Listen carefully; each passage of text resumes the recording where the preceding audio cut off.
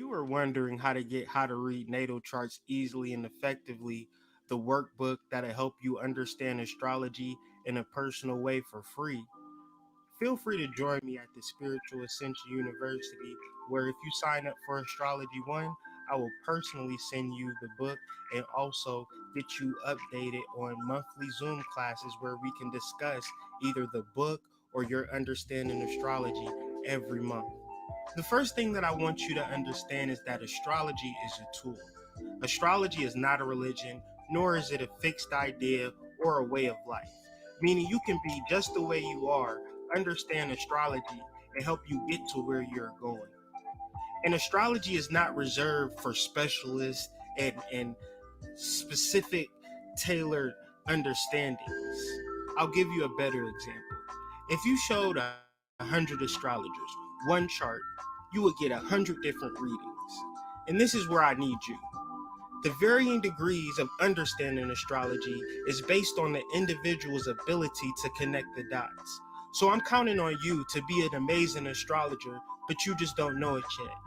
Here at the Spiritual Ascension University, we'll teach you how to connect the dots and we'll learn your perspective because your perspective is necessary. I'll teach you how to understand astrology. I'll teach you not to go to Google to reference your astrology, but reference yourself. So please, like I said earlier, utilize the links in the descriptions to join us at the Spiritual Ascension University now. Peace, and I want to thank you guys for watching this video.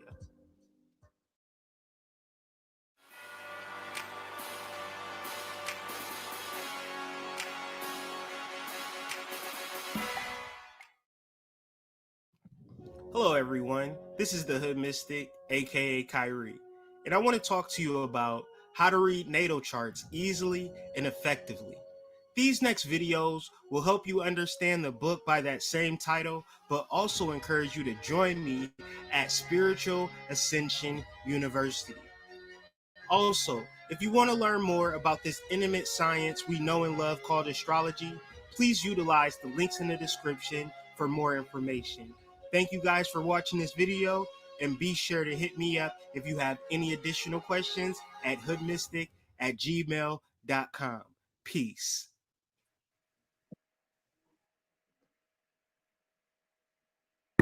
Thank y'all for that. Here we are with part three of our Wealth Without a Middleman series. The title of this video is going to be, Are You Competitive or Are You Creative? As you all know how I get down, I got a slideshow for y'all. And really, we could just going to sit here and deal with these point for points. And the value that I'm hoping to provide is the introspection that this conversation creates. Are you being creative or are you being competitive? Me personally, I have so many ideas that I need to get off the ground. And the only thing that's holding me back right now is myself and my ability to manage my time. It is not no haters, no people going against me, people with better ideas, people with more resources. It is me and the ability to get my dreams off the ground. And basically, with me, is time management. As you all know, I'm here with my brother, Dark Serpent, and he's going to provide the brevity and the actual seriousness that this conversation needs. I created this slideshow about a few days ago. I haven't looked at it since then. So this is going to be fresh information for all of us, and we're just going to deal with these points now at any time. This live could end, but we're gonna stay on here as long as these kids allow me. Mainly John. Peace to everybody joining us. And without further ado, let me introduce my brother Dark Serpent 1724. How you feeling? Introduce yourself. Let us know. What's on your heart, man. Peace to the family, power to the stars. Everything is wonderful. Honestly, I couldn't ask for any more. I'm stoked in gratitude right now. So, I really couldn't say anything negative right now, even though there are negative things that fly around. But at the same time, I'm the Dark Serpent. I am the attendee, the client, as well as, you know, the better half of this guy right here. But anyway, I'm just here to help. I'm support. So it is what it is. Word. We appreciate you being here. We appreciate everybody being here. And really, let's just tackle this information. And what we're trying to do is provide value. This video is not for everyone. This video is for people who are seeking to increase their business, seeking to, get a foothold on the marketplace and dealing with their barriers and dealing with their blocks. What's holding you back?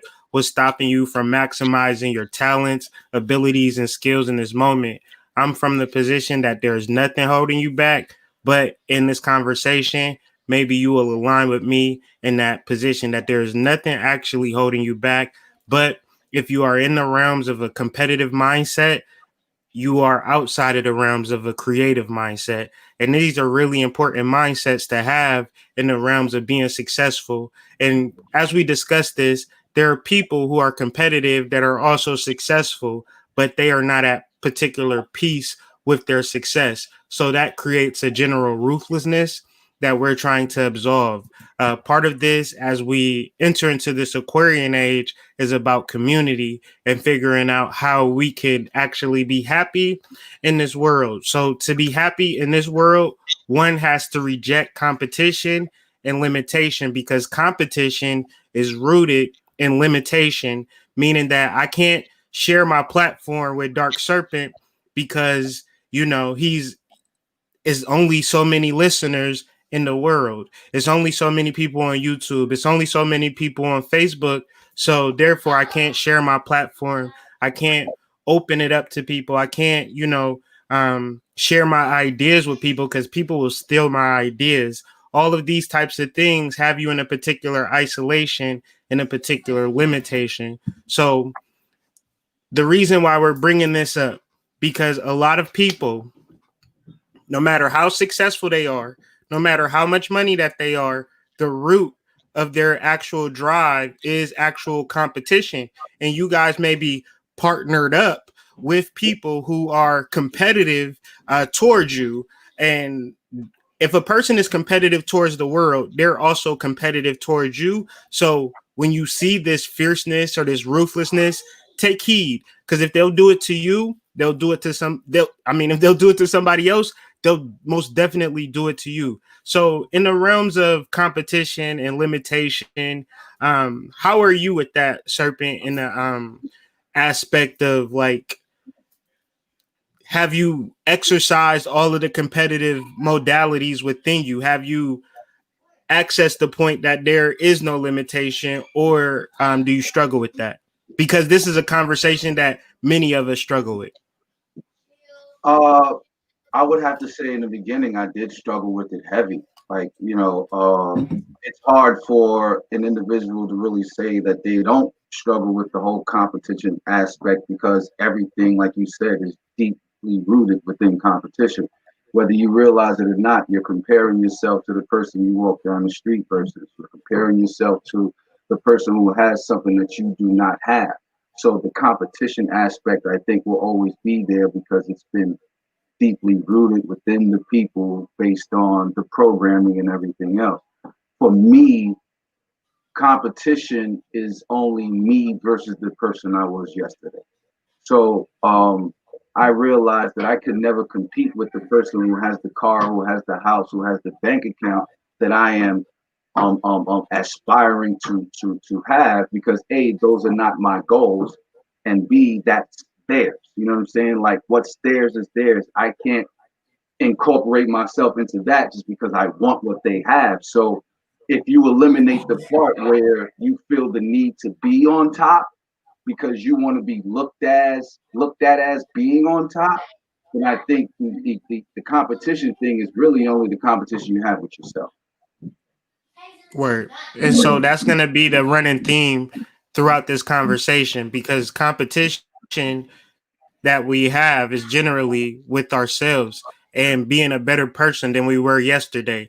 And with that competition, there's no competition outside. So what do? You create. So even if you're not as successful as you want to be, you can still actually create things in the moment to get to whatever level you set out to be. But we'll discuss that in the second slide. We're only dealing with 2 slides, but we're dealing with various points. Okay. So competition and limitation are one, right? And these next slides we'll flip flop between competition and creation so you can kind of see the difference. So when you say that everybody has this aspect of competition, that's also saying that everybody has this aspect of limitation, because if there is abundance, if there is, you know, all of these things that we say, I am abundant, I am limitless, and all of these particular things, but then you're competitive and you're cutthroat in the marketplace, you're not sharing ideas, you're not, if you're successful, right? It's your duty to create a mastermind group to teach other people how to be successful. That's what be tripping me out about people. You understand? But the deep core is that most people are competitive. They don't want to teach you how to be successful.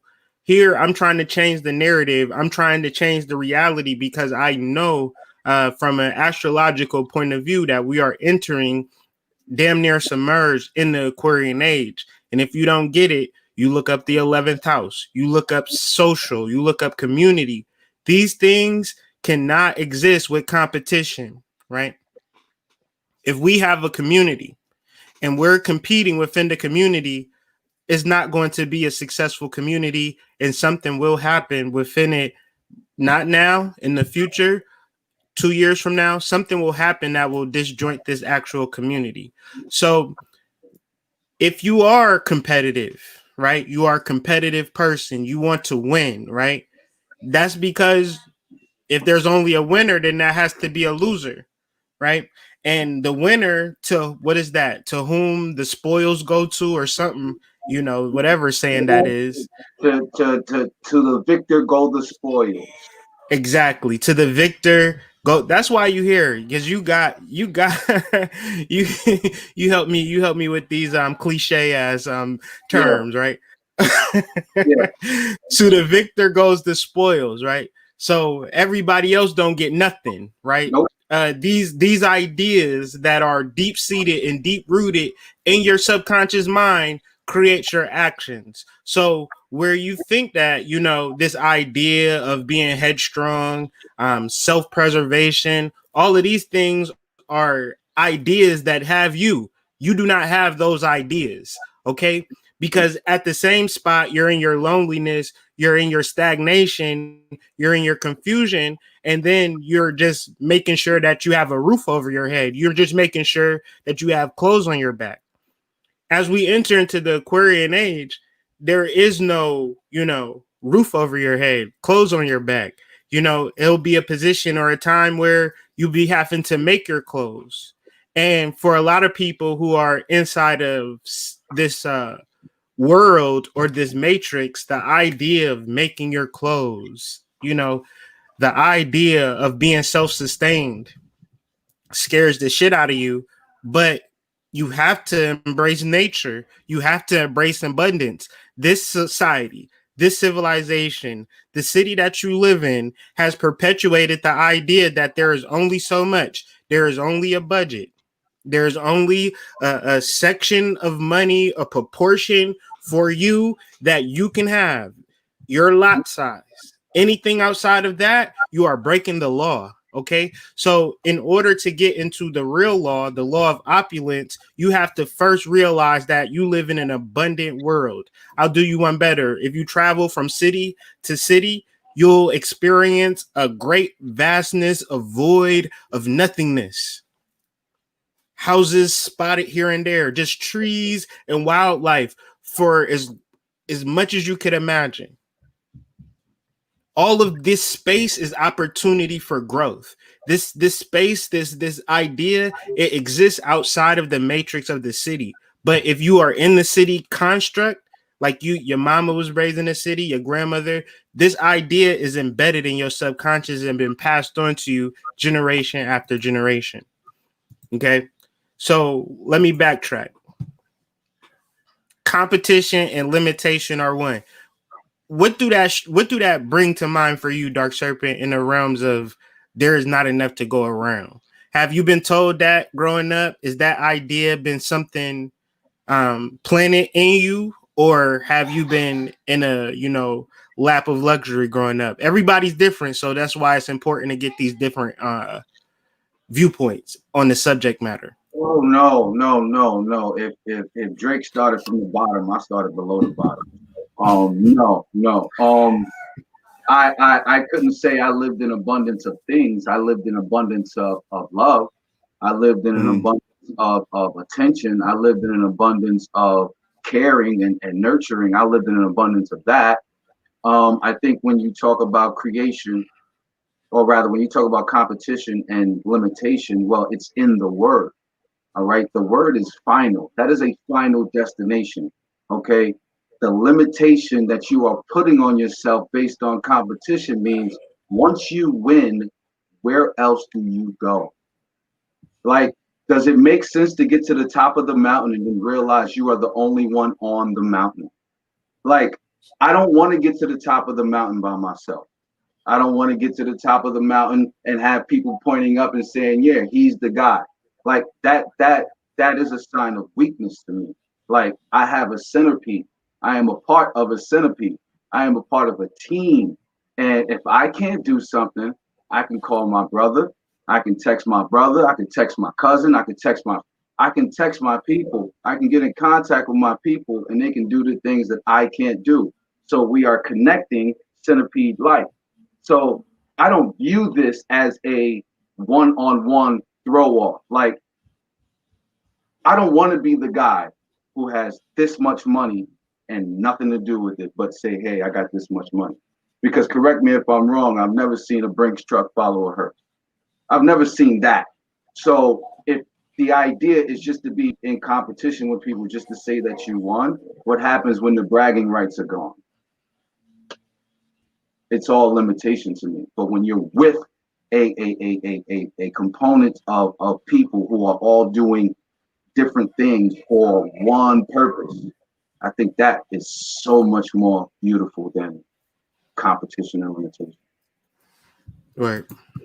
right, right. So let's get into the realms of creation, because once we address competition, the next part is what to do next. A lot of things that I see can give you an initiation, but they can't give you a follow through or a follow up. My follow through or follow up past competition would be to create something new every day. You all have a business, you all have an idea, you all have something that you're trying to, bring into life. If you just sit around and wait for stuff to happen, you are, in a sense, wasting time. We have an ability to be creators. So, in the realms of being a creator, every day is a responsibility, an ability to respond to the universe, to create something every day. And in that space and in that process, whether you're learning, whether you're curating, whether you're, crafting, whether you're just, increasing your inventory, you are aligning with your intention of this idea. So many ideas have a beginning, middle, and end, but that is not creation. That is not nature. Nature is cyclical. Nature is everyday, constant, you know. And the difference between creation versus like spirituality in the conscious community is that it's filled with affirmations. It's filled with sitting down and, um, spacing the fuck out and, living in a dream world, right? And then when it comes to getting your coins, you're extremely ruthless. So many people confide to me in private, with their hard earned money, and they make so much money by being ruthless, by being isolated, by working for people who they wouldn't otherwise work for. But since their car is nice, but since their house is nice, they feel, accomplished. But then they come to me for spiritual advice and spiritual guidance. And there's never been a person that I've talked to, and I've talked to close to like I don't know. I haven't kept track, but at least 1,000 people intimately one on one for a long amount of time. And there has not been one person that we've come to the conclusion that isolation is the best thing for them, right? There's never a point where isolation is the best thing for an individual. And when creating spiritual modalities to move forward, you can't just sit and say, I am successful, I am this, I am that, and then wait for shit to happen for you. That's not right and exact. Doing these spiritual, what I would call boot camps, where you doing this and you doing that and you doing backflips, stand on one hand and do your twinkle toes, you understand? And if you do it this way, things will begin to happen for you. Creation is much simpler. Creation is just simply cutting yourself off and living purely off of this vampiric energy. Where so when you cut yourself off from the city, when you cut yourself off from stagnation, what you're doing is cutting off vampiric energy. So the vampires in your life are your moms, your dads, your brothers, your sisters, your sons, your daughters, all of these things. They are, completely taking you from this vampiric energy. What am I talking about? Dad, can you take me to the store? Dad, can you do this? Dad, can you do that? Hey hun, can you do this? Do like, in spite of your goals, in spite of your vision, everybody around you wants to take you away from that. It's subconsciously, it's vampiric. You shouldn't hate the people that's close to you. You just need to understand, if you're going to be successful, it's going to be in spite of everybody around you. Why? Because if everybody around you is for the greater good of you, they would have already put you to that pedestal already. And that's a, big ass pill to swallow. But in the space of being a creator, in the space of cutting myself off from vampiric energy, I come in contact with people like Dark Serpent, people like Prime Harmonic. All of my all of my friends that I've met, in this actual journey. I've actually did a live show Sunday, and you know back to back to back to back to back to back to back readings. And all of this was because, I was able to connect to my primal energy and not dealing with people around me. Because the people around me would not have me in a live show traveling with a unit and, making money, hand over fist, if I was like, the people that I know just couldn't put me in that place. Do you understand what I'm trying to say? Like, the people that's close to me can't put me in a, psychic fair, a traveling psychic fair all throughout the state of Michigan. They can't do that. And there's nothing wrong with the people that's close to me, right? I love them still. But in the space of being a creator, in the space of moving forward, we have to separate ourselves from the things that people close to us think are either about us or about what we're trying to do. And they might have the best intentions as well, right? So, do you feel where I'm coming from, or do I sound a little? No. You are right and exact, because that's that familiarity, that nostalgia, where you tell yourself you have to do something based on the proximity of the family members or the loved ones, and you don't do it because you want to. You don't do it because you feel like it's the right thing. You're doing it because you feel like you actually have to. Now, that is a complete opposite of you going out and doing what you need to do for your business, because you can't do your business and be over here to get this person's stuff from the store. You know what I mean? Like, you can't do both. So you have to separate it, and you have to be able to be strong enough with yourself to be like, hey, just because I can't do this for you now doesn't mean that I can't do anything for you, or that I don't care. It just means that I have my purpose too. And my purpose is for the greater good for this, but you're still part of my life. So, it's a fine line, but you have to be able to tell those loved ones, hey, I need to be able to do this too at my time and at my pace as well. I think you're right with that. Word. And I know that term vampiric energy might scare a lot of people, but it just is what it is. You have a energy within yourself, You straight and yeah. I'm just saying, when you're a spiritual person, you have the light of the whole entire universe resting inside of you. And when you come across people, they're just not going to think like you. They're not going to do the things that you do. So they're going to think of different ways to use you in every, like, they can only see you as how you can advance them or you can better their lives. So in that space, it's really important to boss your whole entire life up and be that person, because if you come into this world with a magic, right? If you come into this world Dionysian, right? Then you are a person that has gifts to give to the world. And when you're not in the space of creation, you're not in the space of living up to your purpose. And if you're not living up to your purpose, now you have anxiety. Now you have depression. Now you have fear. Now you have all of these things that feel like roadblocks because you are necessary and you are needed, right?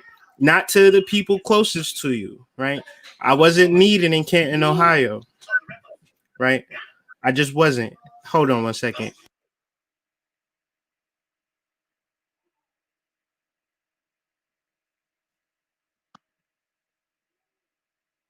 Take it in the room for me. I'm doing a video. Hold on 1 second, family. no doubt.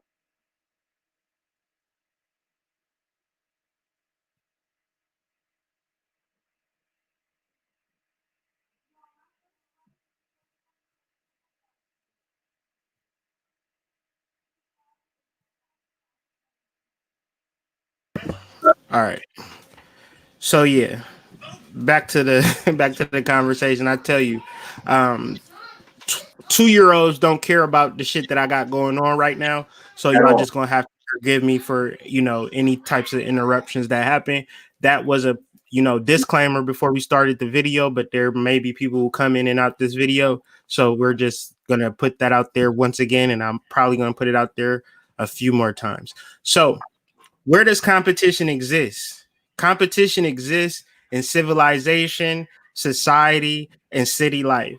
See, this is the scam, right? Inner city, midtown, suburbs, scam, right? Real estate, rental, landlord.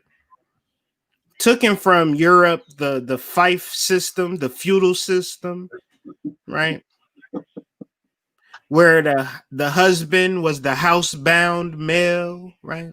The Yeah. wife was the pure baby maker. So as many babies you can have will be more slaves for the actual kingdom.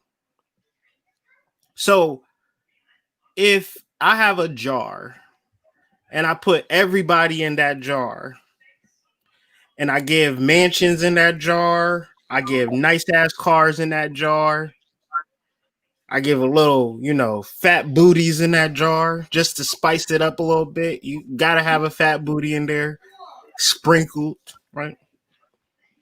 Close the damn jar. How do we get Close back? the damn How jar. do we get back to the booty? Like, You don't never get away from the booty. You never get away from the booty, right? Because the booty is life, right?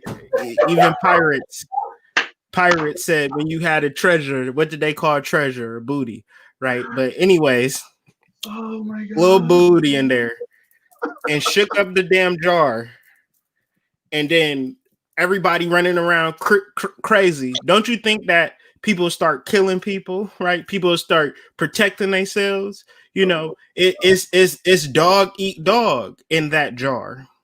Okay, so when you project your environment, like just your environment, you going outside, you're subjective to competition. Mm-hmm. You can't even dress the way like you could do certain things to get certain attention and things like that, but then you're also attracting negative attention as well. Why does a person get rich and famous and then have to get security and bodyguards and things of that nature if wealth is good? because it's a skew idea between monetary gain and actually wealth, because wealth is taken from the etymology word will, and the will, weal just means well-being. So when we expose ourselves to city life and city ideas, we're exposing ourselves to competition. And why is this so detrimental? Because when you're in that damn jar, you think that the whole world is that whole entire jar. Of course you got to protect yourself. But at this particular point, so the Piscean age, because we're going backwards when we deal with like solar time, which is like a 26,000 year phase of life. And that's identified as that jar. But as we go to the Aquarian age, that jar is now broken. You now can create any reality that you want. This is completely free to get out in the marketplace.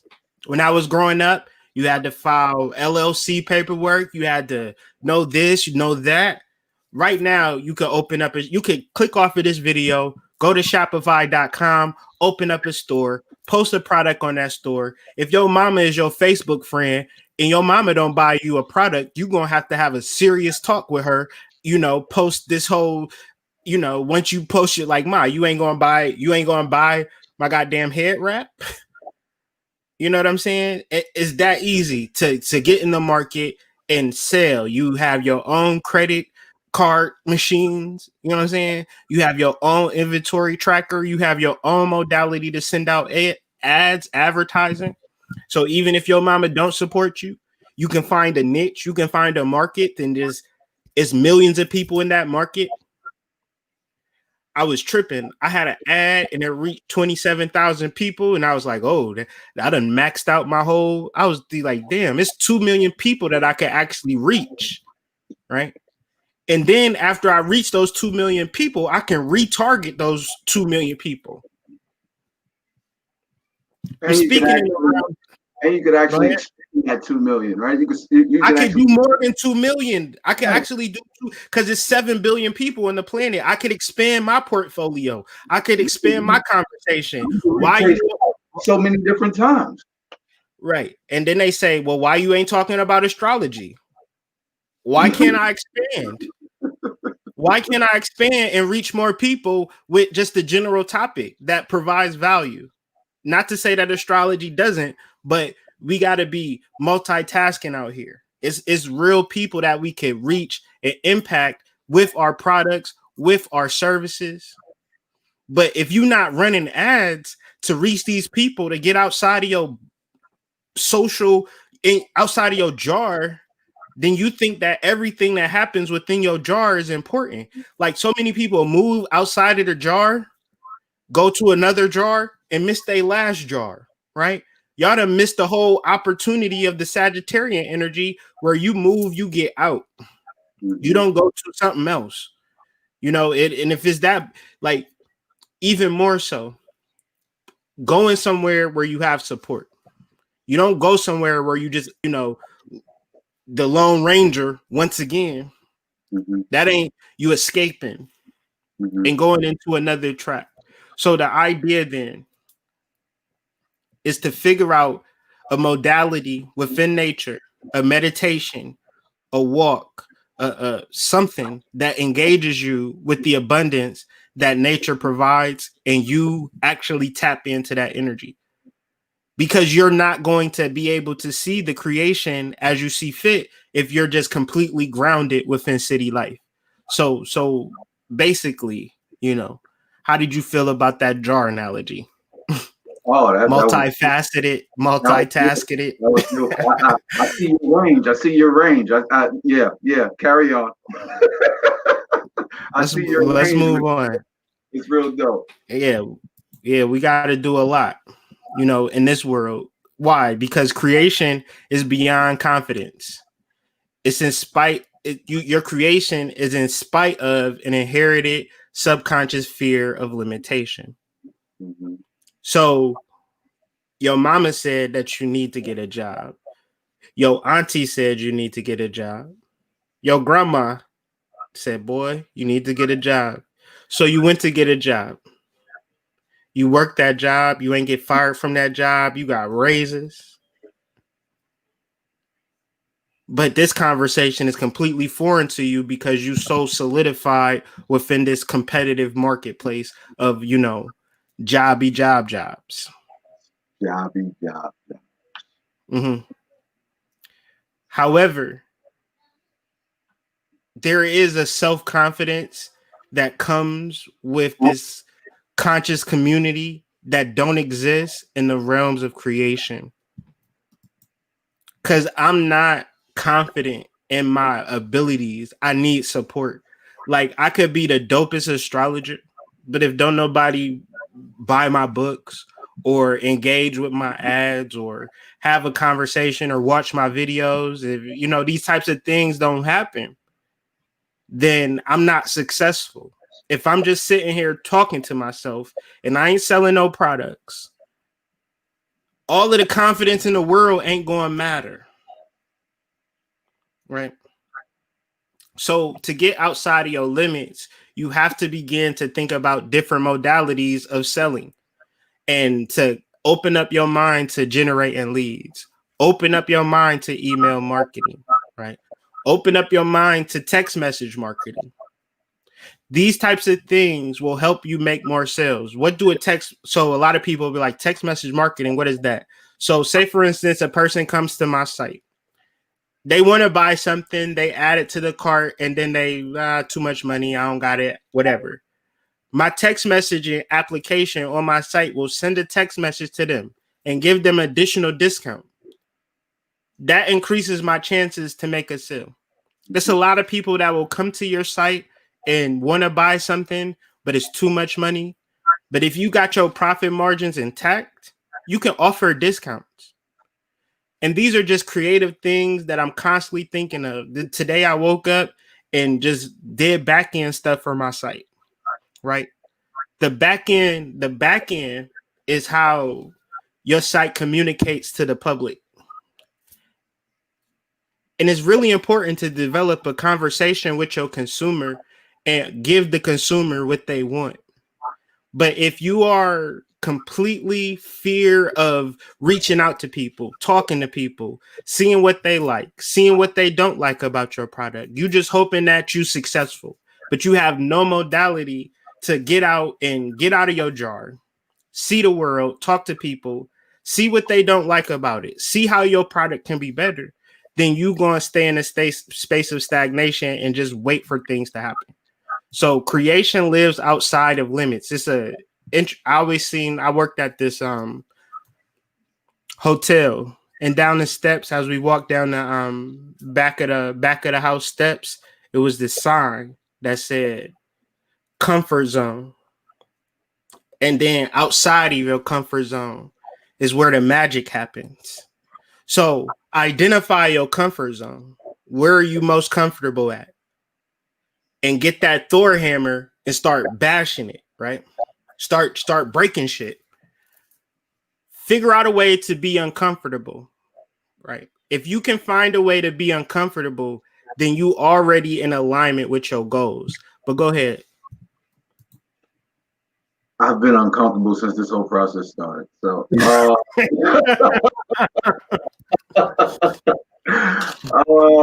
been going on. When I first talked to you, you was comfortable as shit. You had the man cave. You was comfortable as a mug. It looked like it, yeah. But the floor is flooded with like 2 inches of water right now. I'm in the basement. Like, this is not comfortable. Okay, yeah. Comfort zones are the death. That is death right there. You get to a point where you're okay with doing something because of convenience, because you've done it before, because you know it's going to work. Those are not the things that are going to make you successful. Those are not the things that are going to be the impetus to you being successful in whatever Impetus, it is. that's a big ass word, man. What do impetus mean? Well, it's not going to be the reason. It's not. No, but what do impetus mean? I don't even know what that means. I mean, I'm thinking of impotent. Do it mean impotent? No, impetus, man. We're not gonna do the Google thing right now. Like, Okay, listen, okay. Give me basic. another word. Oh my God. I gave you another word. I gave you reason. All right. It's not gonna be Okay, the. okay, okay. It's not gonna be the reason that. It's not gonna be the reason that you get to where you want to go. Uh, you have to be uncomfortable because this is something that you've never done before. So how could you get the way you want to go doing something you've never done before, but doing it, being comfortable doing something you've ever always done? Like it just those things don't add up. So you got to put yourself in a realm of things that present possibilities to you for you to create. And if you're only Netflixing and chilling, scrolling on Facebook, scrolling on Instagram, checking out who got the latest fads, who said what on TV. I don't know what Kanye doing this week. Like, if that is the thing, then the rest of this is really null and void. It has to Yeah. be a tunnel vision type thing, but it doesn't have to be just you. That's what we're trying to say here. Like, it's not supposed to be just you, because if you're gonna get to that point and feel like it's only gonna be just you, then comfort and your identification with being an individual is what's going to be your downfall. That's it. 100. 100. So what makes a person be comfortable? What makes a person stagnant is because they don't feel deserving. They don't feel worthy. They don't feel able, smart enough, pretty enough. All of these things are real shit that people process and digest on the daily. I'm not smart enough. I'm not pretty enough. If only I had bigger boobs. If only I had muscles. All of these particular things that people feel like they're not good enough. Self-esteem, uh, self-value, self-worth, all of these things that you don't tell people about is what's creating the idea of competition. Because in the space of gnosis, so let's digress to the deepest reality, the deepest truth of our whole existence. You are but a spark. The body, everything built around the body is inanimate matter.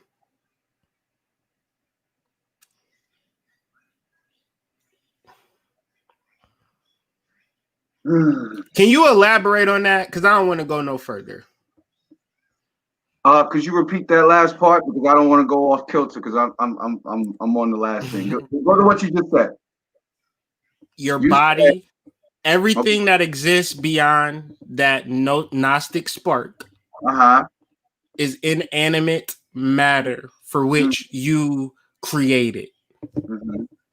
So if you are creating an ugly ass person, then you need to tap into the modality of the spark and not the modality of what you have created.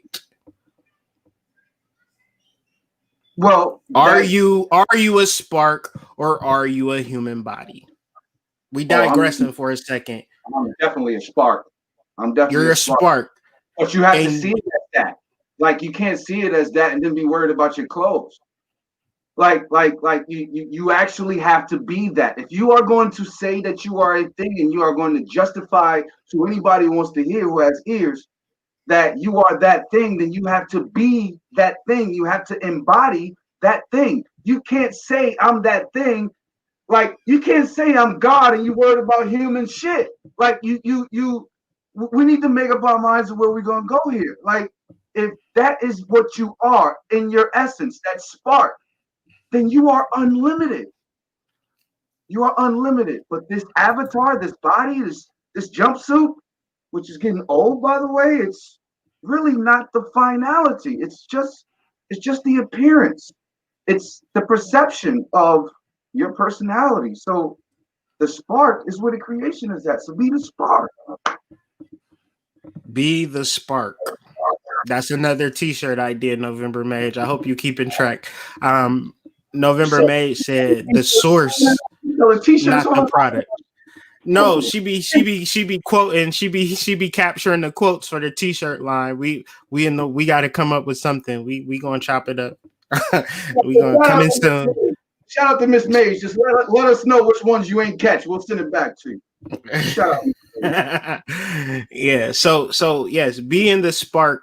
So say for instance, Like this is real. This is a point of contention. This is a sand in the line, and I'm gonna A probably line express in this the in sand. multiple. A line A in the sand in sand. the line. See, that's why you're here, man. A You keep line me in because the I do sand. this. I do this too much. I A create words. I line make in the up sand. words. I'm not from here, man. English is my second language. Okay. I fucking hate you. I usually speak in a high tone frequency. I can't repeat it here because I would just collapse your whole blood vessels in your ear. So trying to grasp this English language is very difficult for me. Oh, But anyways, you know the Lemurians then. You know the Lemurians. yeah, yeah. When you sleep at night and you hear that, that's me usually Yeah, talking. That's how I get it. That's that's why how. my ears be ringing. Okay. Okay, I Yes, got yes. I'm trying to talk to you. Okay, okay. okay. So how to maintain the spark? That was the next You question. have. Did you see that? That's the Yeah, I next seen question. that. Yeah, I seen it and posted. That's why I referenced it. It's such an amazing question. Is such an important question, right? Because in the moment, bro, like I'll keep it real. My wife can come down here right now and be like, "Damn, you getting fat as fuck," and just leave. Fuck all that spark shit. Yeah, yeah, yeah. You need to go wash your ass. You need to go wash your ass. You've been in front of the computer for too long. Yeah, yeah, yeah, You yes, like yeah, shit, nigga. yeah. Like, Yeah, you know. yeah, car chips and shit. Like, you know what I'm saying? Look, we got water for a reason. We paying for it. You know what I'm saying? Like, yeah. Yeah. So say for instance, right? So this is why, okay, shameless plug, the sacro chakra. This is why the chakra nova class that's taught by me and Harmonic is so important. Because we have negative memories that pull us out of that spark. If we lived an entire life as a human being, I thought, it was bad for me, man. They called me, my nickname was Blackie. And it wasn't the kids at school, it was my family. Hey, Blackie. Blackie, nigga. Like how do you say Blackie? Like how do you just call a kid Blackie? Like that just was my I name, mean, fam. you're just gonna destroy my whole childhood, right? Okay. Like it destroyed me, fam. Oh, Like I was the butt of everybody's joke I because used to I get was called dark yellow. skinned. I used to get called high yellow. That's what they call me, high yellow. Like I wasn't accepted in the dark skin room. You know what I'm saying? Like, See, what the heck? What the go ahead? all I'm saying is we have these sledgehammers to our ability to be self-aware in its true sense. Because if you say something is wrong with what I created, then I don't focus in on the modality that allowed me to create. I focus on what I created. So if I have a picture and you give me a particular criticism of that's ugly as hell, I might not draw again. But if you give me a tracing book and you give me a drawing book and say you're not using symmetry, you're not being your lines are a little bit off. Take this education on how to perpendiculate your lines. I just made that word up, but y'all get what I'm trying to It's say. actually a word. It's Uh, actually a word, but go ahead. perpendiculate, yeah. So I was thinking more or less like percolate, but I mean, nigga, you God. You can make up whatever I'm you want. Go ahead. I'm versatile. You know what I'm saying? So if it so the modality of being a creator is never supported. It's only what we create. So as we grow, so the most important part of this is found in the Bible, where one must be reborn again to see the kingdom of God. Okay. Because if you are being told you are a human being. Everybody is human. You are human. You're just this person. You are just this creation. If you're never getting told that you're a creator, and I'm getting back to your question, Rocio, maintaining the spark is cleansing your adrenal glands. That's how you maintain the spark, because you have to flush out your adrenal glands thoroughly to rid the adrenals of its response system. Because that Because response is a built-in response, right? it's built in. Yes. It's built in, and it's beyond the conscious. This is why we are in the conscious community, but we're seeing no results, right? I always say I used to listen to Panic tapes. I used to listen to Bobby Hemmett tapes when I was working in factories, when I was catching the bus, when I was living my worst life. When I cut that shit off and started creating my own content, I changed my life. Am I dissing them? No. Am I saying the facts of my life? Yes.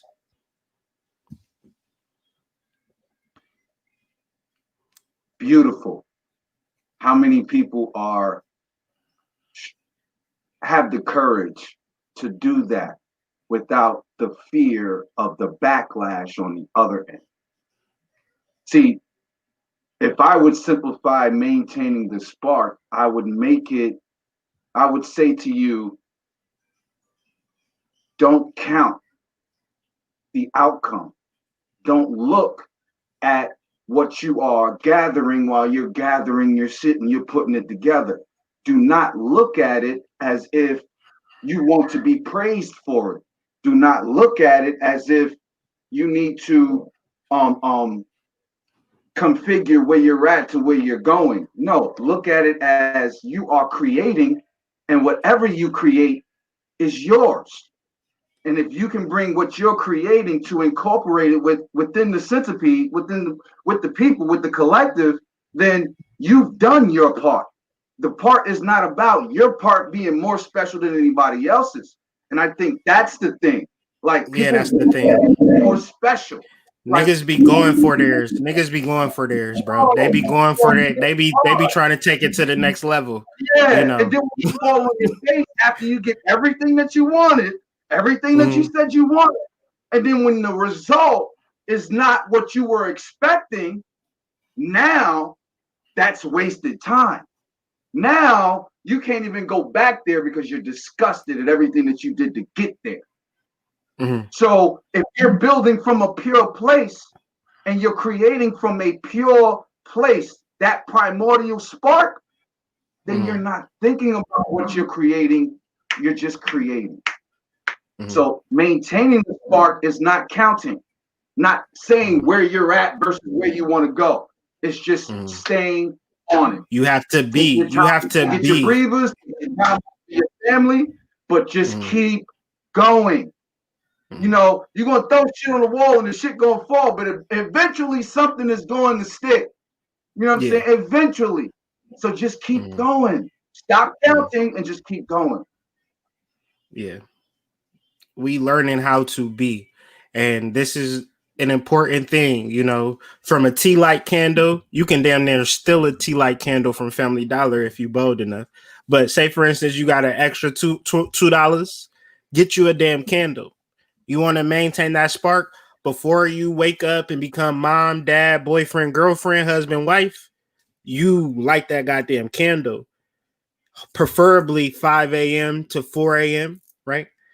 You fixate on that spark, right?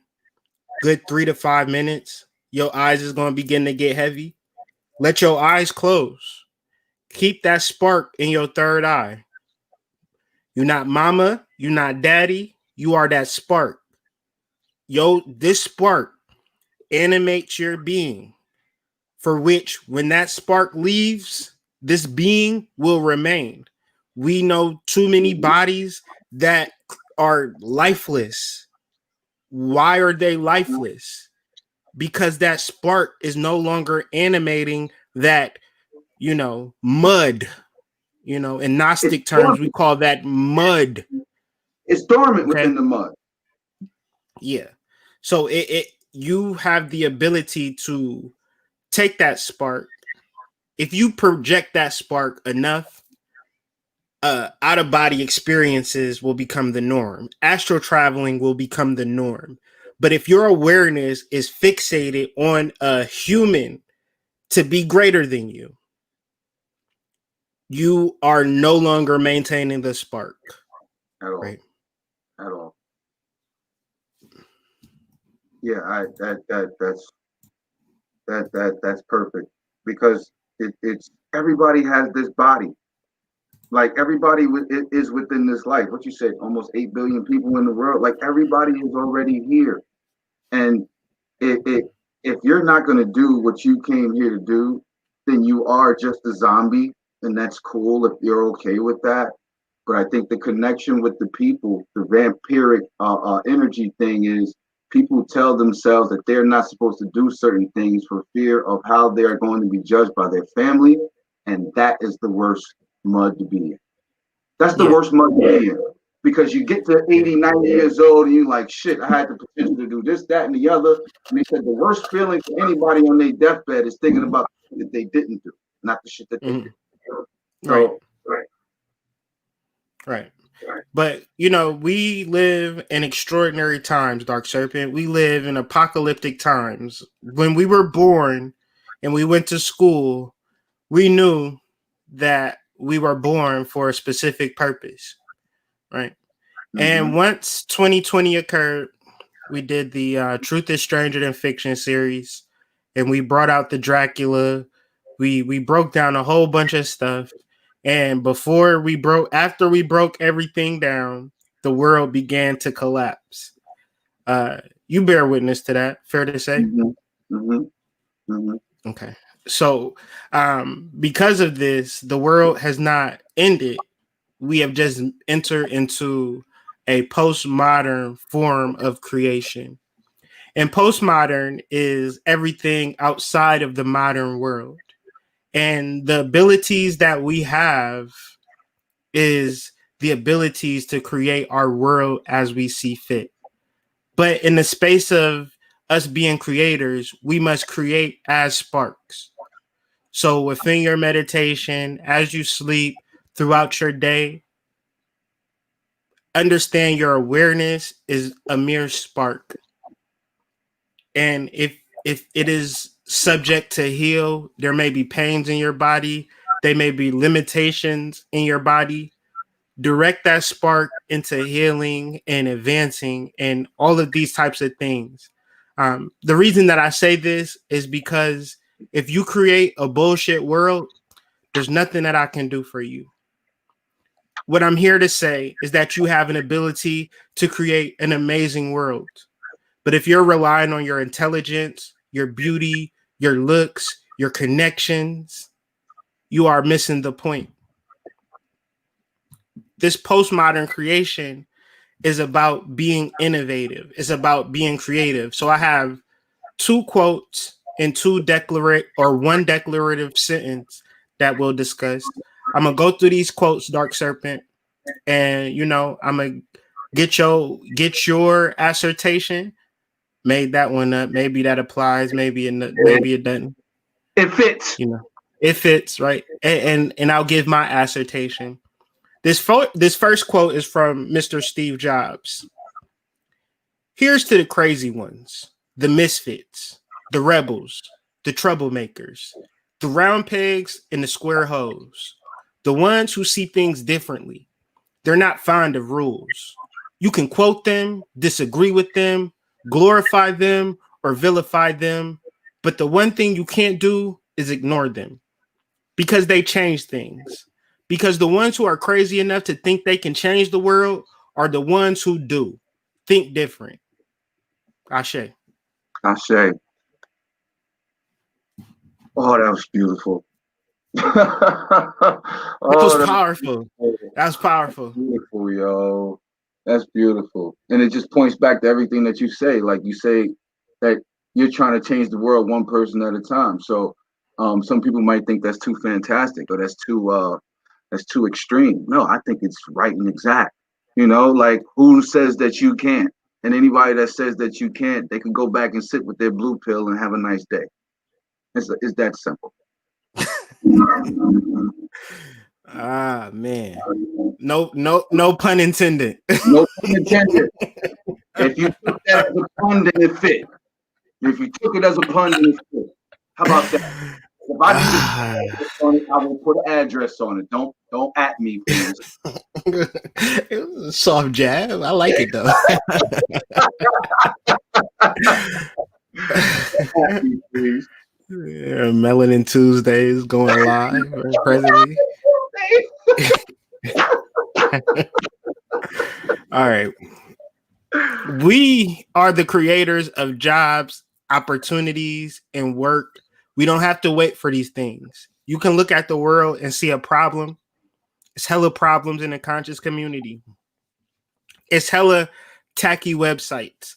It's hella businesses that don't have an online presence. It's hella restaurants that don't have delivery set up.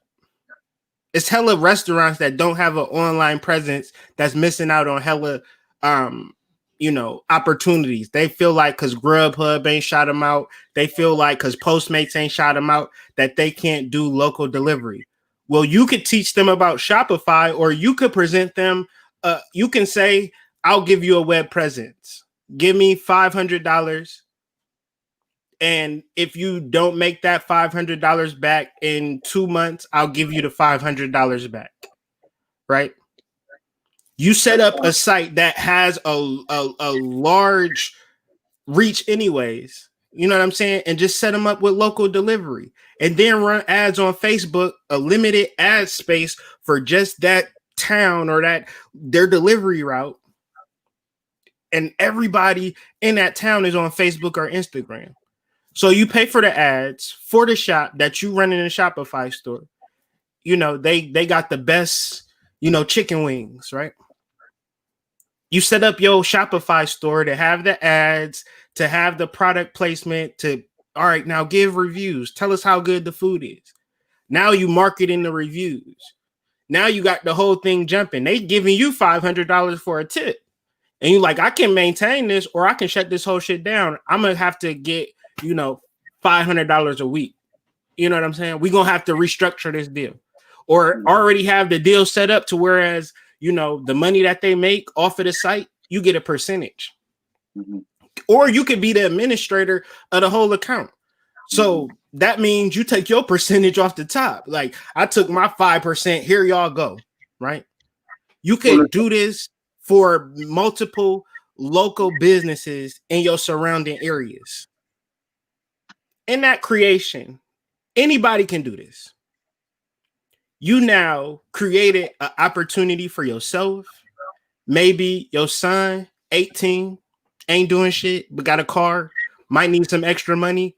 Hey, I even got y'all a reliable delivery driver. My crazy ass son, my lazy ass son. So instead of playing Fortnite, you get your ass in the goddamn car and start delivering for you people. Yeah, and then you can pay for Fortnite. You know what I'm saying? Now you can buy your own damn add-ons, right? You don't got to tap my pocket for these goddamn add-ons and dance moves and guns and kits and shit, right? Taxing my ass, right? Stealing my credit card while I'm asleep because you need a goddamn pack. What the fuck is a pack? You know what I'm saying? Like, what's a pack? Writing the numbers down every time I pass it to you, so you can just remember these numbers. You can remember these numbers. Shit, I forgot to get the CVV code. Looking ass. All right. So in this space, in this world, there are so many people who haven't advanced to the technology space. And the reason that I'm here, because y'all all is on YouTube right now. So that means y'all have some grasping of technology. You know that you being on YouTube might be really advanced to a person who not even on YouTube, who can even find an astrology video. I'll do you one better. Take your mama phone, get on her YouTube, and scroll down her suggested videos. You will not see Hood Mystic or Dark Serpent on that joint at all. What you will see is Oprah and, a whole bunch of more liberal slanted media. I digress. Megan Stallion, shameless plug. Shameless plug. So many people do not have access to advanced information. So you are here for a particular reason. You are here because I'm only speaking to the people who are creators, right? because you now have to create these opportunities. I'm presenting this to you because you may need help. And if you get help from me, I'm not going to come knocking on your door after you make $1 million from your Shopify store. Like, hey, what's up, bro? I'm going to be Yeah. like, congratulations. Mm-hmm. Because that's the whole point. I'm here to provide value. I'm here to spark. I'm here as a spark, right? As a candle. If I light you, I'm still a goddamn candle. If I light everybody on this live, my light is still intact. Mm-hmm. It's really important for me to share, because that's how I built my platform. So I want other sharers to continue to share. And so I have to speak specifically to the creators today. This video is not for everybody, right? So, next quote. This is an anonymous quote. You had spoke to this earlier, but you haven't seen this. You ain't see this slide, so that was really on point. Mm-hmm. And what sparked this quote is because I was walking outside into the garage, and I remember like walking down Broad Street. Broad Street in Columbus is long, Mm-hmm. and it was a hot summer day, and I had just moved there, and I needed to find a job because I was new to the city. I didn't have no car. Well, I had a car, I just didn't want to drive it because it was stolen. But that's a long story. So I started this trek down.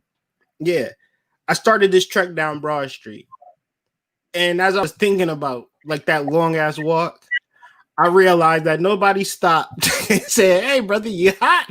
You need a ride, fam? You look exhausted, right?" Mm-hmm. Nobody did that, right? Nobody did that. But as I was walking, I realized that they had nothing to do with my horrible life choices and decisions that I was making at that particular time that created the environment for which I needed to walk in the dead of the summer down one of the longest streets in Columbus. Mm-hmm. Mm-hmm. Actually, Broad Street is like the longest street if you just like is US 40. It might be a US 40 in Pennsylvania. It's that long east to west street. But Mm-hmm. that's not the point. The point is that it's a long ass street, and I just remember almost dying, right? Just walking. But nobody cared. So when it comes to me now, I still feel that energy of that man that was walking with not two pennies to rub together. And I didn't know how I was going to build my life up. But that walk, I just the mere fact of me walking there, going to the temp agency, and them saying, "All right, just come to the job on Monday. You look raggedy as shit, but we'll give you a job." And that was kind of like the point where I was just like, okay. And mind you, that was years ago, 2012, and I've been walking ever since. But since nobody stopped and helped me, I developed a particular tunnel vision of a direction for my life that I did not know where it was going. However, it was in the space of creating something every day. YouTube video, book, a song, something every day. The music wasn't who gave a shit about my music, but grew my SoundCloud, grew my Spotify, cool, grew my website, cool, grew my YouTube subscribers, cool, started a business, wrote a book, sold my book, cool. It's because I'm still that nigga walking down the street. That's what people don't realize about me. And I'm still waiting for somebody to pull over and be like, "Bro, you thirsty?" um, but if they don't, I'll continue on this journey. So this quote is, "Life is not a competition. Each one is on their own journey. So live according to your choices, capacity, values, and principles." You know what I'm saying? And I know you had your struggles, bro. That's why we're here, to discuss our struggles and talk about how we overcame them. So, what's up? Yeah, absolutely. Uh, being in a position where you're the provider for a family and then not having that family to provide for anymore. Being an individual who is always by themselves, but always by themselves by choice because of needing somebody to just tap me on the shoulder and ask me if I'm okay. I developed that tunnel vision a very long time ago too. And I've gone from being with the family and just working a regular 9 to 5 and being that guy working 80 hours a week and just putting my time in with the family and nothing else. And spirit wanted that to be done with. And when that ended, it started my journey through death, like literally through death. I had to kill that old person.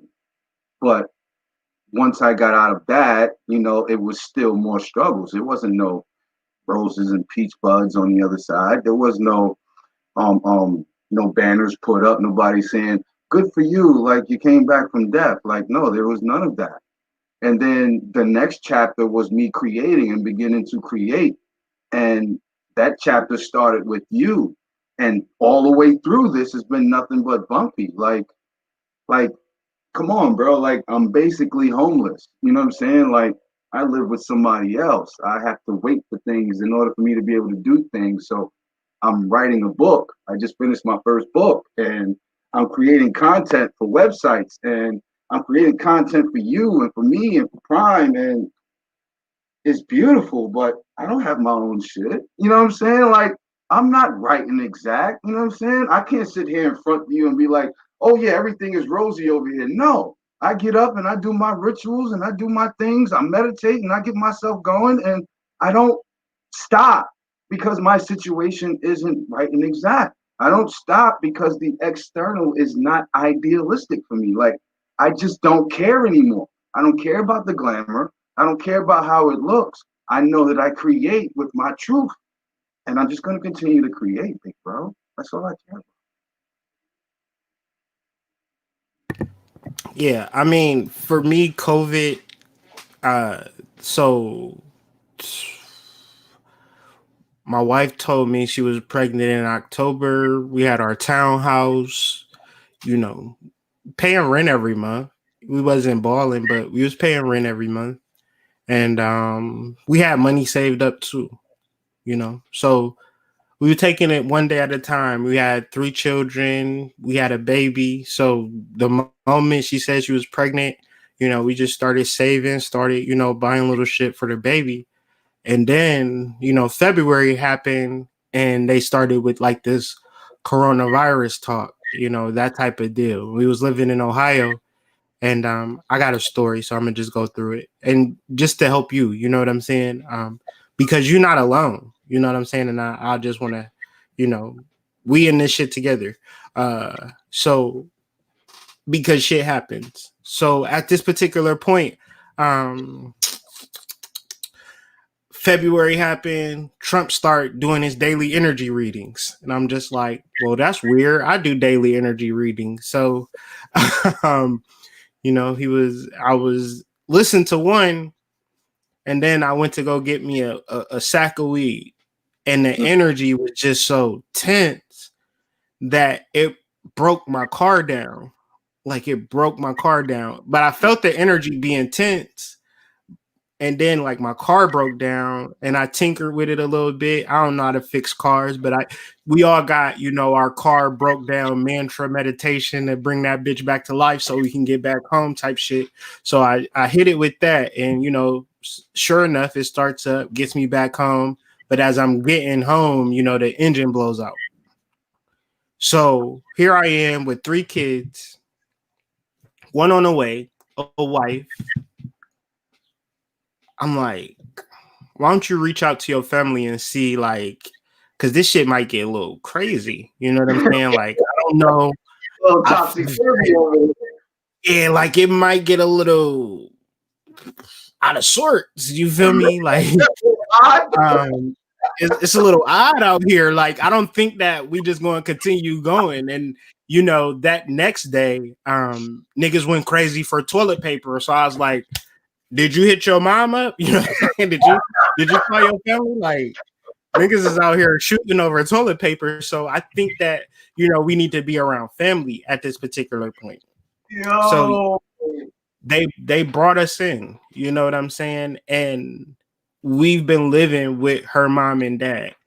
And I'm so grateful because I now have to be a better person that don't rely on my devices for coping mechanisms because I now have to be around people.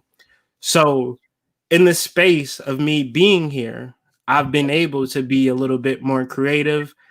So everything has taken off for me because this is the first time in my life ever that somebody has supported me. Now, I could have looked at that ego centered. Here I am, a man with 4 children, living with his in laws. You're basically homeless. I'm basically homeless. My in laws can interrupt this live video right now, come downstairs and say, Kyrie, I need you and these badass kids to vacate. Mm-hmm. Now I got to figure out that, you Mm-hmm. know, I'm at the mercy of that, fam. Mm-hmm. You know what I'm saying? So I feel you, right? But now I'm asking you to feel me that whatever you going through is temporary, right? Just be creative. Create something every day. Don't go to sleep without creating something that is in alignment with your destination. Mm-hmm. You know what I'm saying? And I'm here to support you in whatever that is, you know what I'm saying? Yeah. But it's really important to me that you create something and get better at what it is you are sent here to do. Mm-hmm. So there is no need for competition in nature. So your natural state is aligned with nature. So if you're Mm-hmm. struggling with anything that we discuss, go outside and look at the blades of grass and see if the blades of grass is fighting over who got space. Look at the trees and see if they fighting. Look at the squirrels and see if they fighting. You know, we train our dogs to fight, you know, in these types of things. And you might point out certain things. Oh, the wolves, they fight, or the lions, they fight. But the majority of nature is chilling, right? They ain't working and running. You know, the majority of nature is a centipede. It's all connected. And you're not outside of that loop. However, this so it's liberal and Republican. And I got to get into this because when we in school, we do the Pledge of Allegiance and we say to the republic for which it stands, but yet we're taught a democratic process to government. So Before you go into that, hold that one thought. go I just ahead, want to say one thing. Just hold that one go thought. ahead. We also have to acknowledge that competition is not natural. That's Okay. what I'm saying. Like Yeah. competition is not a natural thing. That's not a natural concept. Okay. That's not a natural thing. Animals in nature, yeah, they fight and they do all of that stuff, but they don't need to do that stuff to survive. Okay, Mm-hmm. because if this pack didn't come over here and interrupt this pack, then those that fighting, that stuff that they call competition is not real. And be real and understanding that your idea of competition comes from the post-colonial, European who thinks competition Exactly. is natural, and that is not a It's the natural democratic process. It's the democratic process. It's thing. me versus you. Yes, that thing keeps you counting as opposed to creating. So go ahead, but I digress. Yeah, because it's like if you have an election, you have a person that wins the election, you have a person that loses election. And every level from your superintendent, she gets voted in. So this is democracy, right? When we go to school, we're taught democracy, but yet when we pledge allegiance, we're pledging allegiance to a republic. I'm referencing this because most of us don't understand the difference between a democracy and a republic. And it's confusing. Mm-hmm. But in a simpler space, the Republican is a privatized citizen who lives off the strength of his community. A democracy or a Democrat sees the world as public. Mm-hmm. meaning that there is this pot that we all share from.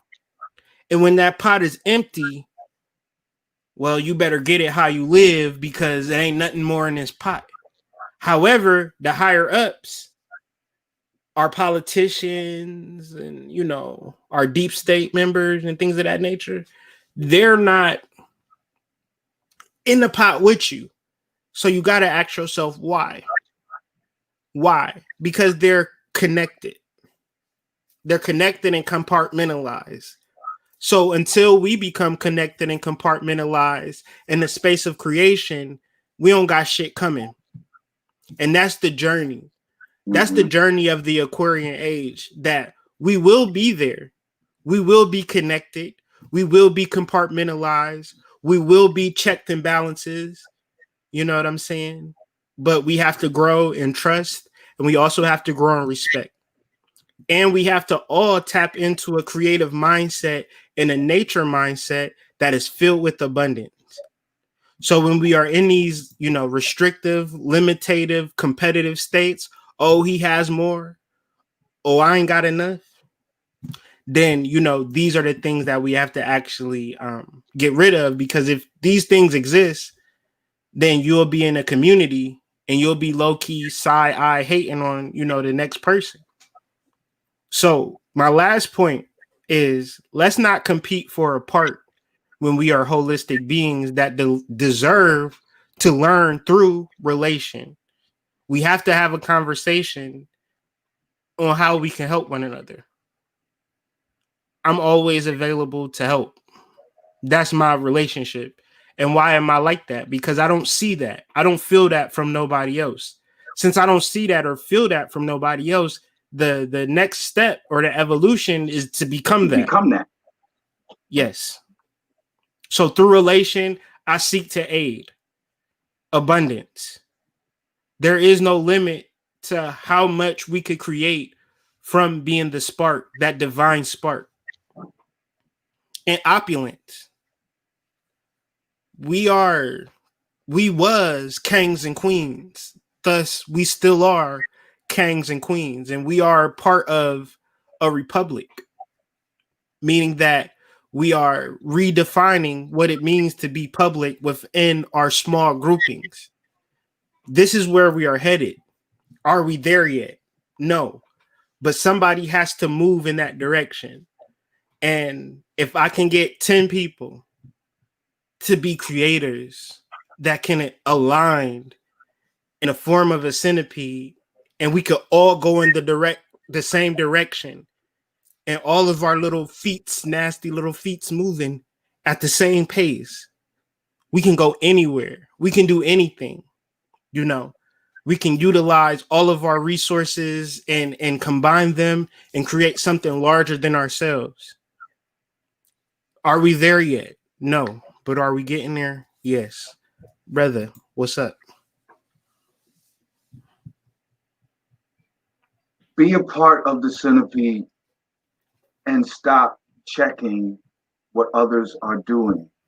Stop counting what others have. Stop looking at what you do not have. If you are creating within your alignment with self, and you are honest with self, and you are honest in your approach at what you are doing, everything else will take care of itself. But you have to go in that direction.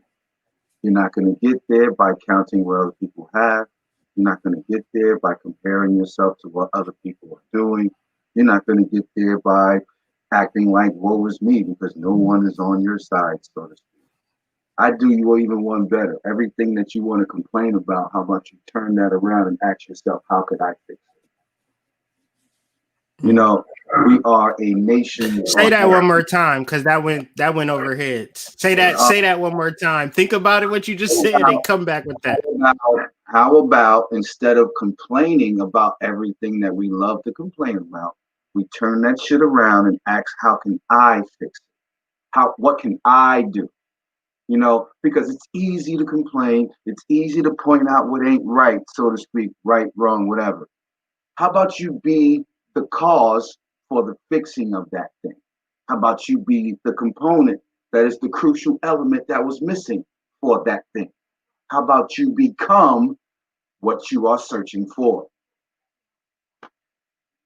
I hope that didn't go over. It did, but shameless plug. I'm gonna go into my advertising voice. Ex- Yo, I'm trying to be serious. Calm down, fam. Like for real, calm down. I'm gonna do this right.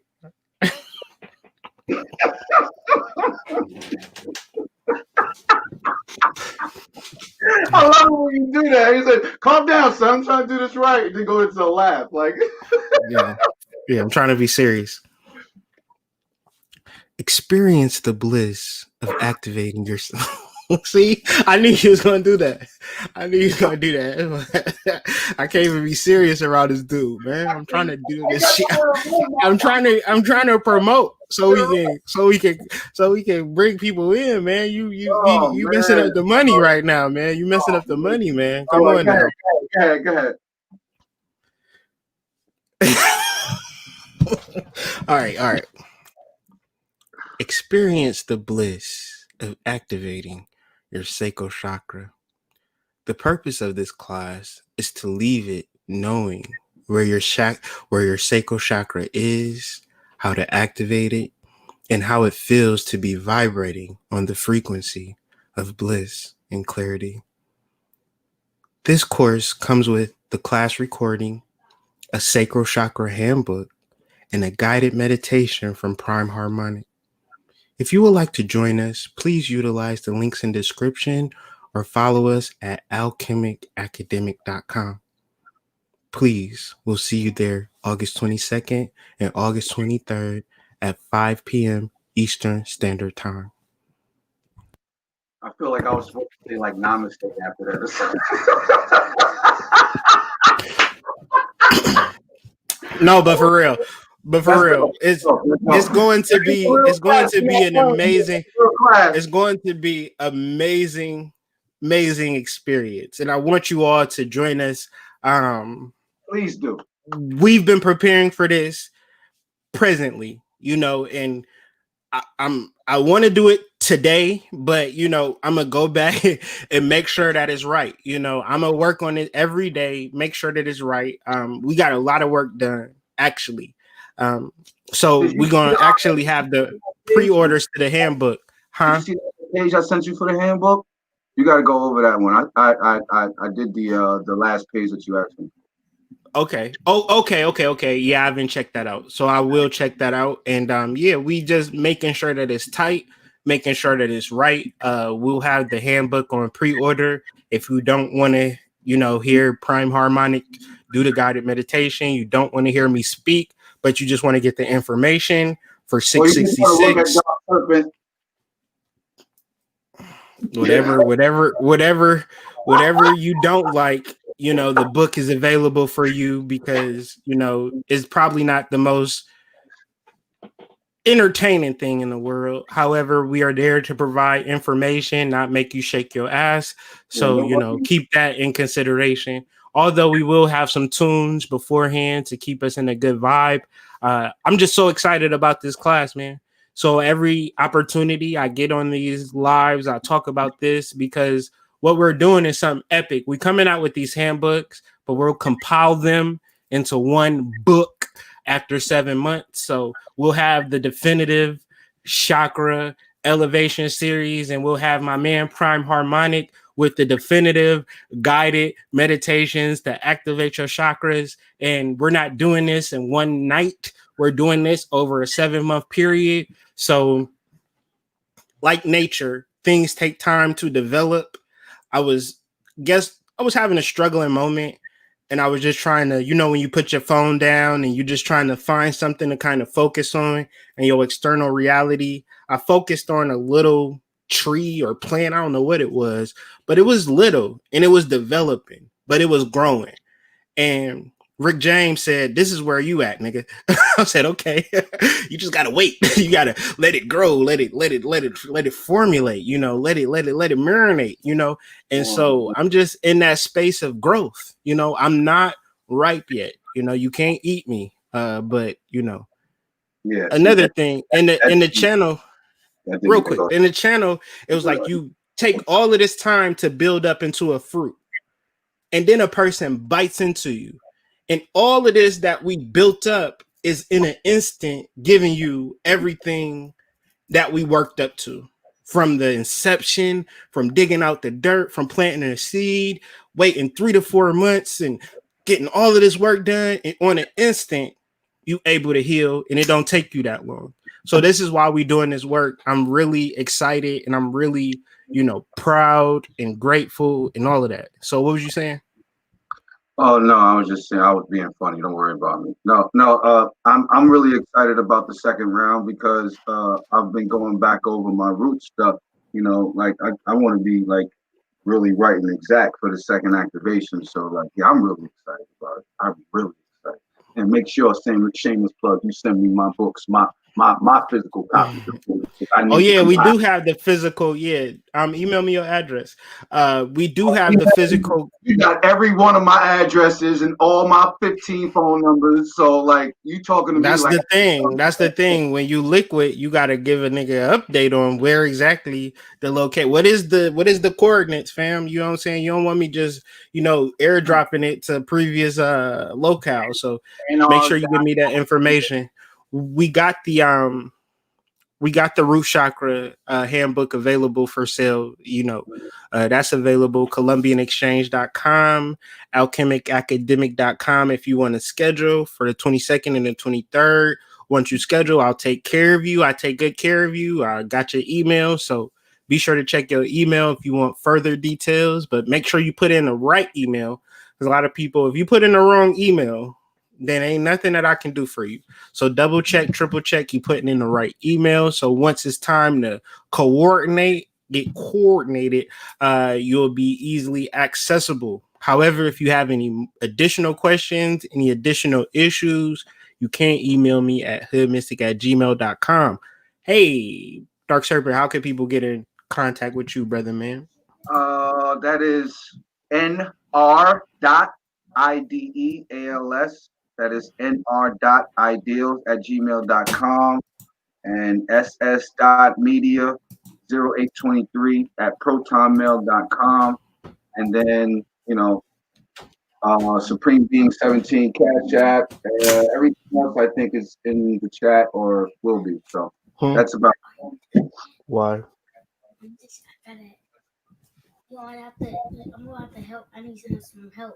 Help. All right. Give me 1 second. All right. I want to ask questions. I want y'all to ask questions. I want creators to come up on here and add some spice to this live. So if you have any questions, if you want to chop it up with me, you want to chop it up with Dark Serpent, go ahead and hit that link that I just posted in the comments. We still here. I'm gonna run this ad real quick because I gotta help my son do something. And I got as you. I run this ad, you guys join the chat. Yeah, exactly. So we'll be back after a short commercial break. I always wanted to say that.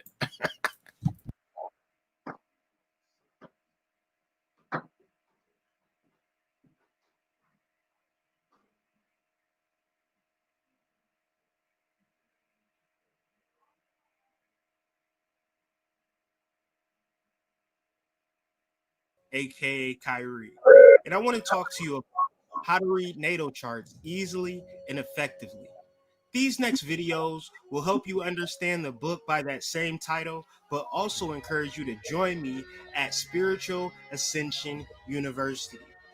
Also, if you want to learn more about this intimate science we know and love called astrology, please utilize the links in the description for more information. Thank you guys for watching this video, and be sure to hit me up if you have any additional questions at hoodmystic@gmail.com. Peace.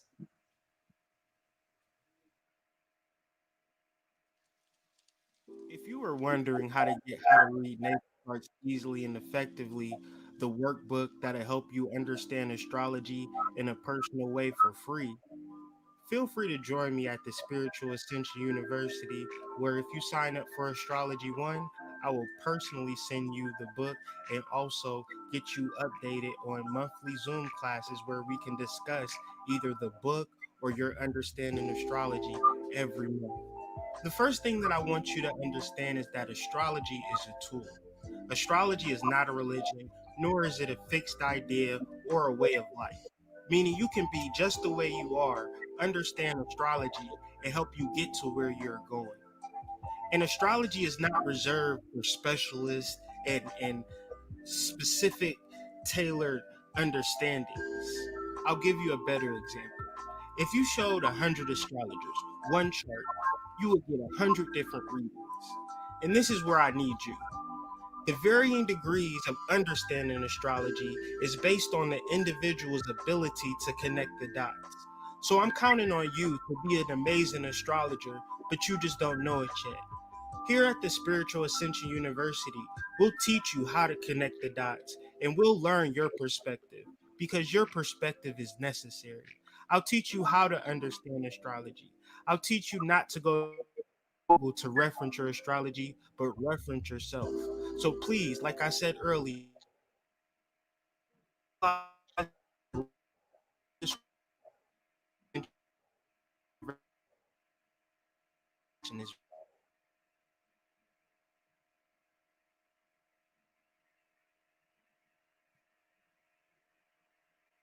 is I'm a hold pat because sometimes people want to take their time, but yes, come join us and ask a question. Even if you don't want to join us on the chat, is there any creators or any service providers? You do readings, you got products, and you need some advice to get your thing going and things of that nature. Please join us. Like, and we got the myth, the legend joining us. Let them get loaded up. Prime Heart Monica. Peace, hood, peace. Peace, man. What's on your mind, sir? Good, Man, sir. y'all hit on about every enlightenment topic I could think of, man. This conversation was brilliant and I'm glad that it was on, you know, YouTube so people could look at it and look at it again. Um, I'm energized by everything y'all said and I appreciate it. Um, when I graduated undergrad, it was around 93 and I had a degree in mechanical engineering, but I couldn't get a job in engineering. There were none available. It was a rough economic time. Plus, I didn't have good grades. And I think I told you this before. I ended up doing odd jobs. I finally got with this place, DC Service Corps, which turned and eventually became the model for AmeriCorps. But we was just doing all kinds of odd stuff. And I remember the thing that stuck out of my head was this one time I was shoveling human feces from off the side of a building because we were allowed to use that building, for like our meeting place. And I could only get one guy on my team to hold a bag for me. I was like, man, I will shovel this poop if somebody holds this bag. And he would always ask me, he'd be like, man, you an engineer. Why you in here doing this stuff? And I'm like, because I couldn't find a job, and sometimes it get rough. And at one point when I was on unemployment, because I was drafting and I got laid off a little bit after that. I remember I kept going out and I was looking because when you're on unemployment, you're supposed to look for a job. You're supposed to say, I checked this place, I checked this ad, I did that, so you can get that check. And I remember one time I called in to my agent and I was telling her, I ran out of places to search. I can't go to another state. I can't go to this place and that place. And I ran down every, engineering thing on the list, and something, whatever I said made her laugh. And apparently she had me on speakerphone because I heard other people in the office laughing too. I was like, man, I just felt like I felt low, right? Because I was like, man, I don't need your check that bad, right? And when we finished that conversation, I ain't never go back to them. And I remember I was like in tears and like you said, create, right? I made this fabric cover because I was still folding origami, right? And I had, papers all over the place. So I made this fabric cover to hold my origami paper. And I was just sitting there bawling sewing this fabric onto this cardboard to make this cover, thinking, man, F y'all haters, blah, blah, blah, you know. But it's like from then till now, every step has just been gradual. So the only thing I want to add to that, because y'all brothers had it worse than me, because at least in my world, my mom, bless her heart, was she has always been financially savvy. So even when I was down and out, I had a place because she had a place, and she was loving enough to allow me and my brother to stay there as long as we had to, right? So the only difference that I would say in me kind of gradually coming out of that situation was the people I had in my life. And it was because I humbled myself enough to learn from them. Number one, the only reason I'm in grad school is because this lady who I used to work with her daycare center, like teaching kids, math, helping them learn how to use tools and stuff. She and her husband was like, "You need to go back to grad school. You need to go back to grad school." They was telling me that all summer long. I was like, "Yeah, yeah, whatever." I'm like kidding. I barely made it out of undergrad. I had C's. You know, I didn't think I was gonna make it, even if I applied. But they kept convincing me and convincing me, and I listened and I applied, and I eventually did get in. Same thing with every other teacher that I had. I don't care, man. You could have a bumpy face, sour milk smelling 500-pound so and so telling you, "Hey, young blood, this is how you do such and such." And if you want to sit there and judge how they look or how they smell or how they sound instead of listening to the lesson, then you're gonna lose. You're gonna lose. The thing that pulled me out of my situation, in addition to my mom being stable, was the fact that I had people around me. Not, I mean, no, don't get me wrong. Not all my teachers were funny looking, right? But a lot of them were.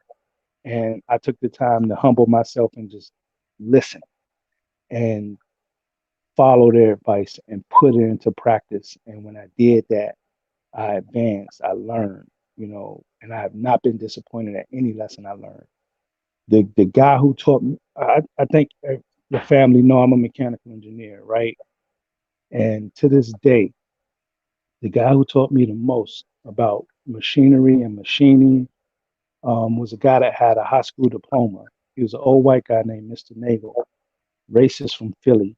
And the only reason I'm saying racist is because we would sit and have conversations, and he told me, he was like, "Man, I used to be the biggest racist in the world." And we were sitting up in the HBCU. We was at North Carolina A&T, blacker than black, in the machine shop, and he telling me how racist he used to be. And this man was a bull, like he could move the machinery by himself. And I'm looking at him like, "What you mean, right?" And he was like, "That's how my family raised me." But you know, when I think about it, I never have been in a situation where your people have treated me badly. If anything, y'all have always extended kindness to me. So I changed my own mind about that. And that's why I'm here. And I was like, man, that's dope. And I would sit and I learned from him. Professors would be running down, like, "Make this for me, make this for me." He'd be like, "You want it done quick or you want it done right?" And I would just, sit and I learned how to do machining from, different materials, checking threads, learning how to go into the handbook to find the information I need. He taught me more in like the few months that I sat with him than I learned in probably 2 years worth of classes, or three even, freaking four. So only thing I'm trying to say to add to what y'all already said is your teachers are going to come once you set on that path. Once you set, I forgot how you said it, Dark Serpent, but once you get that determination that you're just going to keep stepping forward in a creative way, then whatever comes. And as you start to twist that situation to say, how can I improve it? The moment you twist that situation and turn it into yourself and say, how can I improve it? There's going to be somebody or something, like there'll be a guy there to help you. Whether it's, "Here's $1, kid, so now you can get on the bus," or whether it's, "Let me show you how to make this thing," or whether it's, "Let me show you how to do this kung fu," whatever. Just keep your eyes open. Once you get creative, the guide will be there. It will be there. So yeah, man, that's all I wanted to say, man. I'm What's the very saying? When grateful for the the convo. student is ready, the master will appear. Yeah, yeah, That's it. yeah. That's it. Yeah. Yeah, I think that's wonderful, bro. I do. I appreciate that, bro. And it's like where we get into spirituality, part of the thing that blocks, I can speak for myself, is the thing that blocks me is the fact that I don't have a lot. Regardless of what people think about me, regardless of what people say about me, I do not possess a lot of money. So that makes me feel a certain type of way. Mhm. However, um, wealth is not reserved for the rich. Yeah. And when I separated wealth and being rich, I realized that I'm extremely wealthy. I have a tremendous amount of well being for myself, for my family, and for others. And so the actual transformation is, having these moments to share and, these moments to really deal with, my truth and sharing my truth because in that space, I'm able to move forward. However, when I think about being rich as the modality for being wealthy, I confuse those two very easily, very often. And the purpose for this video may not be for anybody other than myself. The reason why I'm doing the wealth without a middleman and being consistent about it is because I need the reminder that being rich is not being wealthy. And I easily confuse those two, So what you just said, it really helped me um, strengthen that line in the sand. We got a couple of lines we've been working with, not those white lines, but you know, strong points of contention, whether you are a spark or a body, or are you wealthy or are you rich? And you could be both because we are both. But the what in mechanical engineering is there a form of separation? I'm not a mechanical engineer, but I'm an alchemist, but I'm feeling like these things are related. Is there a Yeah. part of separation that is important to mechanical engineering? I'm just throwing that out there. That's a lob. Hopefully you catch it and dunk it. Prime. What is the importance of separation in mechanical engineering? You can look at separation from a lot of different points of view. From the point of view of a machine, like your car engine, there's no way that your car engine could work if you didn't have separation between the pistons and the engine wall. And the only thing in between the two is the oil. That's why it's good to keep that oil change. But the separation is very, very small. It's like, you know, less than a millimeter. And separation from that point of view is important because without it, um, your engine would seize up. From another point of view, when you're looking at bridges, if you have spans, like you got to have enough space in between each span so that your structure is stable. If you just made a bridge and had one one pier on one end, one pier on the other end of the river, and then just one stick in the middle, that thing would be so unstable it'd be ridiculous. So, separation is important because separation gives you strength. If you were Mhm. trying to twist a wheel, you want to have your hands far apart because that gives you more torque. By the same token, you can look at separation in a opposite way, like it's at a disadvantage, right?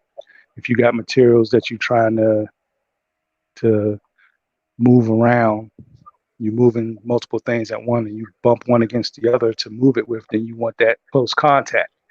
So separation is valuable and invaluable. It just depends on the application. Right. But in order to be a mechanical engineer, one would have to look at the particular problem or a particular project in the realms of this is this and that is that. the same way as you have your, I don't know, say for instance your pistons in the engine, and you like, all right, um this is just an engine, so it's okay if I put my goddamn radiator at in the place of the engine. Everything will work out because it's all the same. Oh We just yeah, going, yeah, yeah, yeah. My bad. you know. I misunderstood. So I'm Yeah, saying, no, but what you said was perfect. I needed that, but I'm just like in Solvet Coagula, uh, the Baphomet or the energy of the Devil card in Tarot is it's separation to bring it back together. yeah, So our ability not to be separated, but to look upon any entity and see its separate yeah. Yeah, I It's tentacles don't think it's that and how they're vitally. used I don't think is separation is so operative. important to be an engineer, right? If Yeah, you it's gotta know the pieces of the shit, right? Go ahead. I don't yeah, I don't think yeah. separation. I don't think separation would be the word. I think compartmentalize would be the word. Yes, yes. That's a better word. It's like, I mean, but to come on, they're kind of the same, right? Because you're compartmentalizing them in your mind, even if you don't separate them Like physically. you're looking at them individually, as opposed to Yeah, looking at them as a whole. But you're looking at them individually to see what each component is needed, necessary in order for you to bring it back together. Correct? yes, yeah. But it's mental. You could look at it as mental separation, right? Because if Oh, you got to look at how, okay, okay. no, I'm just saying, compartmentalization is a great word for it, and I think, but I think I'm just saying both words have their merit. Either way, you got to split, right? Like I was talking to one young lady, um, and we were talking about, the whole idea of consciousness and how do you see yourself, right? And it's like, no Bro, matter I be how talking sharp the to a knife. bunch of young ladies. I'm gonna just throw that in there. We'll go ahead. I Oh, talk to dudes too, man. that is, But I said you can't. A knife can't cut itself. that's Hey, my A Joe. bad. knife, yeah, a knife can't cut itself, right? But the mind or intellect is just like a scalpel or a knife. Even if it doesn't actually damage whatever you're looking into, the primary purpose of it is to dissect or compartmentalize or separate things into components. Like how far can you break something down? So yeah, it becomes very important in the world of engineering because that's why, man, you ever see them people on TV, they always portray engineers as these nerdy, weird, non-social people. And the reason they so non-social, don't get me wrong, I was there a bit too, but the reason they so non-social is because they think that they can make a formula for everything in the world. And you can't, right? Because when you get to the level of spirit where you just doing, you become unpredictable. So that stuff only works for predictable people. But the separation that you have to wield, that power that you have to wield in order to figure out a problem is to say, okay, if I have some problem I need to figure out, what is affecting my problem? So number one, you have to separate the problem from the environment. Say what things from the environment are coming into my problem, or what things are my problem putting into the environment, and how do they recirculate. And you have to go into the problem space and say, okay, within the problem space, how many different components of this problem do I have to worry about controlling? Are there any components that I could let go, or do I have to control all of them? And if I have to control all of them, how do I control it without messing up the process? Then bring your environment back into it. And, it can go on and on and on. But it's like a constant mental breakdown of your problem until you get to a point of what variable can I control to make this thing do what I want it to do. And that's why engineers suck social because you can't control people.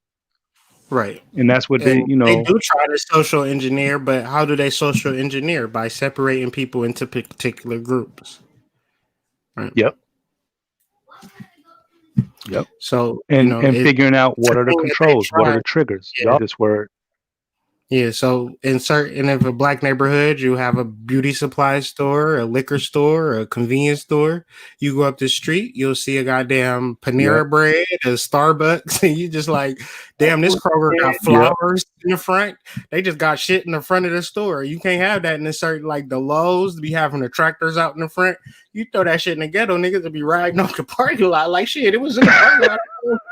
You know what I'm saying? So it's certain things, right? Like in certain neighborhoods where Yep. you walk into, and when all the businesses closed, they shutting down a whole metal grate, and you thinking like, damn, if a Yep. business don't have that metal grate up, niggas going to smash the windows. So that's Yep. But in another business, you know, you might walk through downtown, the windows is all big, you can just see into the store, you damn near could walk in the store, and they just don't care, right? So social engineering is the separation of, you know, undesirables with Yep. desirables and particular training and things of that nature. But in the realms of spirit, in the realms of creation, I really do feel like if you're able to look at the world, on one side you have your talents and abilities and skills, whether perceived or unperceived, because if you want to be a singer and you never sung, you can take singing lessons, right? So there are Hmm. education modalities, like whatever you want to be, you can learn how to be it. There are things like Skillshare and, you know, online universities that have really cheap enrollments and things of that nature. So there are no real limitations. However, if you are just the human and you're just this one thing and you're just trying to like, you know, just wake up and hope somebody knock on your door, like, yes, Nah, you gotta engineer your situation. yeah, right, You gotta engineer it, right, right. So man, I and really that's like, you gotta see. Yeah. go ahead, go ahead, go ahead, go ahead. I want to hear this thought. I was just saying, you have to take control of your own, like just like you said, how people try and socially engineer neighborhoods, right? Mm, I started peeping that, because I knew when I left my neighborhood and I went up into certain other neighborhoods in DC, I wouldn't see the same things.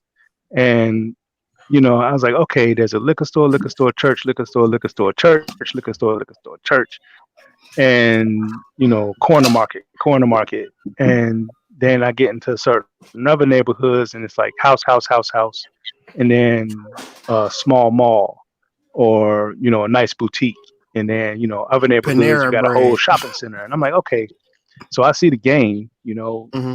right. When you hit that Panera Bread or that Starbucks, you're in a slightly different neighborhood. So it's Yep, like, those that are people marks. use Chick-fil-A. these things, right, right. People use these things to get people to move in certain ways. But my thing was like, I I don't know how old I was, man. Probably 19, 20 when I started saying, okay, I'm no longer going to operate by the triggers that are set for me by society because I can see them. Now I see them, I understand them, I know them. I'm gonna make my own triggers. Whenever I see uh whenever I see a liquor store, I know I'm gonna walk by. Or whenever I see this or that, I don't know how to say what I did, man. It's just like Hmm. I stopped feeling triggered. I What I stopped letting did, myself man, get triggered. in my poverty, I would start with pennies, and the pennies that I found on the ground Yep, I were picked a them joints up signal, today. right? That spirit is telling me that I'm abundant and I'm on the right path. And it hasn't been a week in years that I haven't found a Yep. penny, dime, or a nickel because I'll be on the lookout. I will pull the hell over. Like these are totems for me. Like I don't play. My wife would tell you, I'll like, look, I found another one. It's all ran over. Like if I found me a ran over penny or a Yep. nickel or a dime, oh, that's some booty, right? Tying it all back. You know what I'm saying? That's my Yeah. treasure right there. And that's Yeah. a subconscious clue that I'm on a prosperous path. And like you said, to this day, I'm picking up pennies as a constant reminder that I'm on the right path. And Hmm. you know, so much was discussed today, and I'm really fortunate that everybody came on here. Y'all came on here to add brevity. I don't know if that word fit. It felt good, so we're just gonna ride with it. To what we've been discussing, and you know, thank you guys for providing value to the collective, and we're gonna be here and continue, man. Uh, I want you guys to leave out some closing shots, some parting shots of, how can you prime add value? I'm just asking this question and hope the answer is you providing value to the collective. Dark Serpent, same thing. Provide some value to the collective, and we'll go ahead and end this video. Breathe Never deeply. yourself, never ask yourself if you're at where you are supposed to be. Never, Yeah. never, never question the direction of the journey. If you are pure at heart and you know what you want, and you are going about that to do it within the service of people, Mm. understand that you're not going to get there just by doing it by yourself. You're not going to get there just by crossing all the T's and dotting all the I's. And even if you do, I guarantee you won't enjoy it. So Mm. find your centipede. Like, find your centipede. Find the people that you can do something for. Our soul family is awesome, but maybe this is not the soul family you want to be a part of. That's all cool too. But at the end of the day, find your centipede and become a part of a collective that's a part of something real. Yes, sir. Yes, Shameless sir. plug, shameless plug, shameless plug. Join the Slack. The link is in the descriptions right now. We building every day, all day, all different types of rooms. Prime got his own little room. Dark Serpent, you gonna have a room real soon. I don't know what you gonna do. Probably doing some snake charming dances. You might wanna tap into the Dark Serpent snake charming, the Dark Serpent snake charming channel on the Slack, baby. Yep. I'm gonna I'm Yep. gonna send you some. I'm gonna send you some snakes. I was thinking like Dark Serpent need a snake. If you had a snake, bro, we could market that, man. I'm gonna give your ass a Man. snake to I play need a with. snake hat. I gotta get a snake hat. Nah, real ass boa constrictor. You know what I'm Oh, saying? Like be right here, like you know what I'm saying. The whole time you talking to snake, yeah, Climb- yeah. I can see that. that'll be Those fly. babies, man. Yeah. Nah, get you a Only thing get I you a could. python. On, Yeah, bro. nice, man. Go Only ahead. thing I want to leave with is breathe deeply. Breathe deeply. Like exhale as much as you can, and then inhale.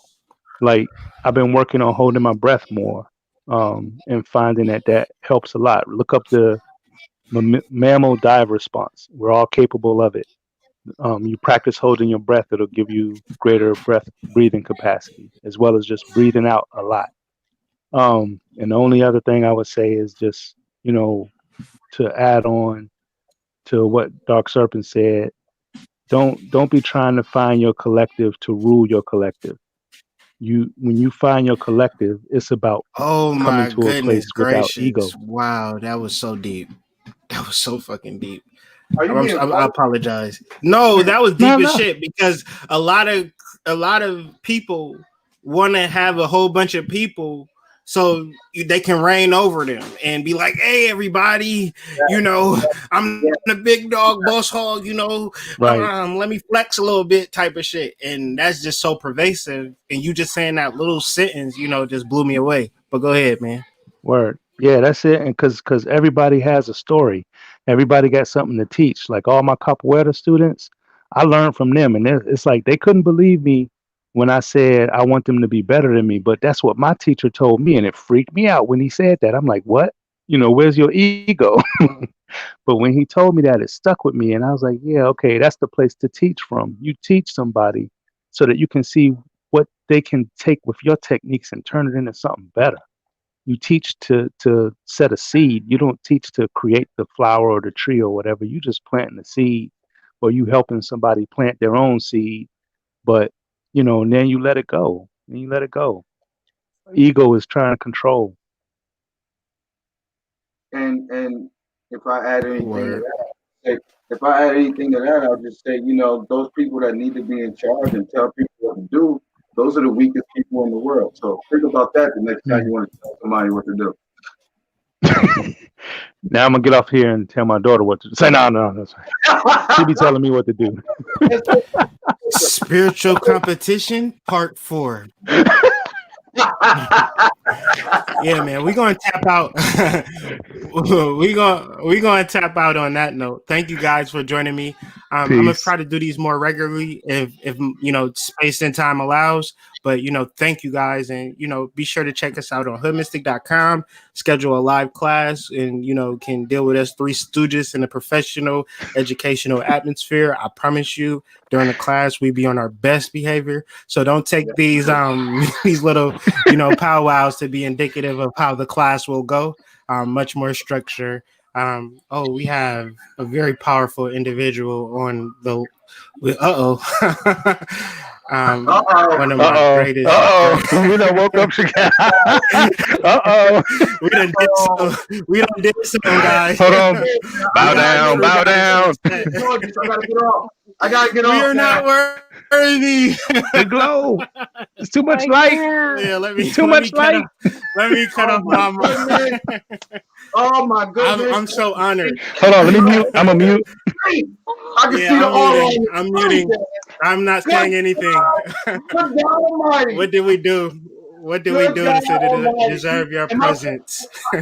Listen, I forgot the requirements. Am I supposed to get on my knees now or later? Hey man, be quiet. Hello. Peace. How are you? I'm doing wonderful. How are you? Wonderful. Doing Peace. great. Excellent. No, I was just watching and enjoying, and then I was scrolling through the chat, and I was like, "What is StreamYard?" And I clicked it, and somehow I was like, "Oh my gosh, let me see if it works." Yeah.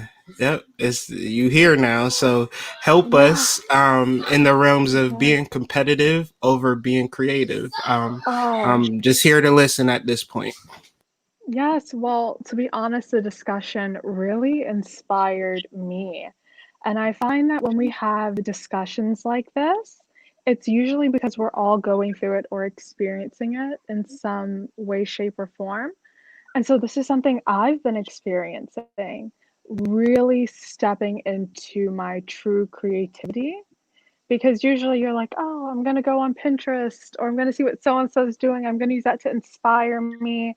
And I'm great at, and I think most of us are putting our own spin and remix on things. But true creation in that. And so I'm like, I'm going to have to go unfollow everyone on Instagram. Like, it's not personal. I need to, like a horse, put my blinders up in terms of creativity. But then I think you had another wonderful point with the fact that as humans, we need each other. No one gets where they are by themselves. And so for those of you who don't know, hello, my name is Shakira Maria. I'm a manifestation and mindset coach, all about the law of attraction and creating a reality. So I have personal clients, and we've been talking about this a lot as well. And I always express to them the same way, I'm your coach, I have a coach. Your coach needs a coach. Everyone needs a support system, because when you're truly creating your own life, it's a journey and it's a game, but I think it's like boxing. Like, you're out in the ring, you are out in your ring.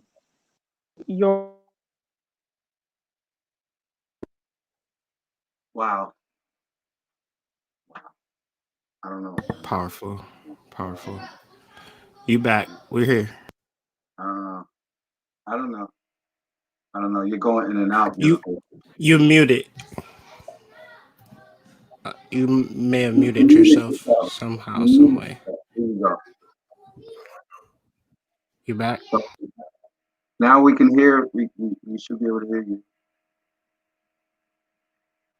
Whatever you said for the last 3 minutes, we didn't hear.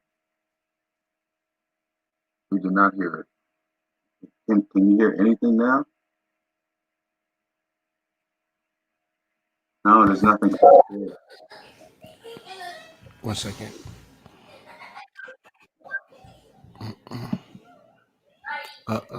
She probably won't come back in. So yeah, that's powerful. Shakira Marie, go ahead and follow her on Instagram. I didn't, her presence is so welcoming and so powerful. She's coming back. So I want That to hear her voice, conclusion to what she was saying. grabbed me. That voice just grabbed me, bro. Like, Yes. Yeah, it'll take you. It'll Yeah. take you. And the boxing analogy. Oh, I, I am out the ring Oh right man. now. Please Hold on. continue.